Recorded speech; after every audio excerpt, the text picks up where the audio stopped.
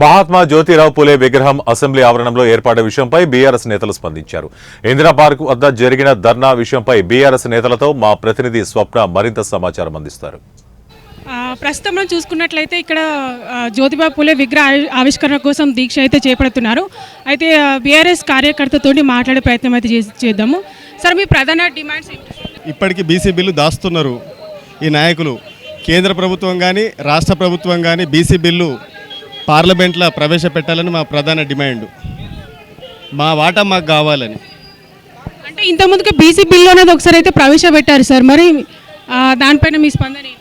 BC bill ప్రవేశపెడితే మరి BC bill బయట కనబడాలి కదా, చూపెట్టాలి కదా, పబ్లిక్ తెలియాలి కదా, ఎంత మా వాటా ఏమున్నదని మాకు చెప్పాలి కదా. ఇక్కడ జాగృతికి సంబంధించి అని కాదు, ఇక్కడ బీసీ సంఘాల నాయకులు, బీఆర్ఎస్ పార్టీ కార్యకర్తలు, ప్రతి ఒక్క బీసీ సంఘ నాయకులు కూడా ఆడ కూర్చున్నారు స్టేజ్ మీద కూడా. 2 డిమాండ్లతో దీని ఇక్కడ మేము దీక్ష పెట్టాం.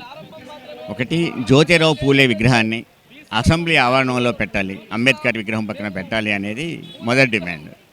దానికి ప్రధానమైన కారణం, ఈ దేశంలో 56% ఉన్న బీసీలు, ఎస్సీ ఎస్టీలు, బలహీన వర్గాలు అన్నీ కలిపితే 85 నుంచి 90% ఉంటారు. అంటే 10% ఉన్న వాళ్ళు పరిపాలన చేస్తూ ఉంటే 90% ఉన్న వాళ్ళం అడుక్కునే పరిస్థితిలో ఉన్నాం. అది అడుక్కోవడాన్ని పోరాటంగా మార్చి ఎందుకు మనం పోరాటం చేయకూడదు? అడుక్కుంటే వేసేది బిచ్చం, పోరాడితే వచ్చేది హక్కు. మాకు హక్కు కావాలి తప్ప బిచ్చం కాదు. అందుకని ఒక పోరాట రూపంలో ఆ విగ్రహాన్ని అసెంబ్లీలో పెట్టాలని చెప్పి మేము డిమాండ్ చేస్తాం. మేడం చెప్పండి, మీ తెలంగాణ జాగృతి తరపున ఏం డిమాండ్ చేస్తున్నారు? మన ధర్నా చౌక్లో ఇక్కడ అందరూ మన బీసీ సోదరులందరూ కూడా వచ్చేసి ఇక్కడ గుమిగూడారు.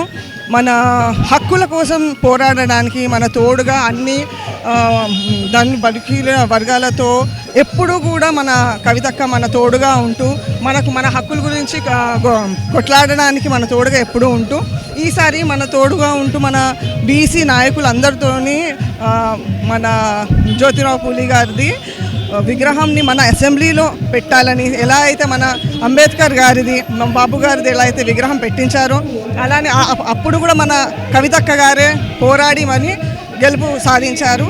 ఇప్పుడు కూడా మన కవితక్క గారు చేసినందుకు త్వరలోనే మనం జ్యోతిరావు పూలే గారి విగ్రహాన్ని అసెంబ్లీలో చూడబోతున్నాం. చూసారు కదండి, జ్యోతిబా పూలే విగ్రహ ఆవిష్కరణ కానండి, మరియు అదేవిధంగా బీసీల బిల్లుల పైన కానండి అభిప్రాయాలు అయితే ఇప్పుడు మనం తెలుసుకున్నాం. చూస్తూనే ఉండండి 1 టీవీ న్యూస్.